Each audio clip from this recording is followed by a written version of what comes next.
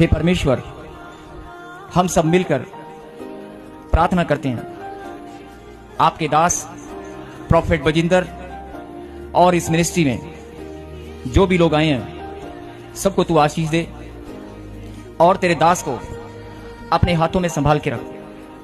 हे परमेश्वर, हम सब मिलकर प्रार्थना करते हैं, जो लोग विरोध में हैं, जो लोग बुरा चाहते हैं या बुरा कर चुके हैं, हम सब उनके लिए प्रार्थना करते हैं। हे परमेश्वर, वो सब के सब प्यार करने लगे। जो लोग गलत समझते हैं, मेरे खुदा, वो लोग तेरी सच्चाई को जान नहीं पाए। हे परमेश्वर, हम सब मिलकर प्रार्थना करते हैं, जो लोग विरोधी हैं उनका हृदय विनम्र बने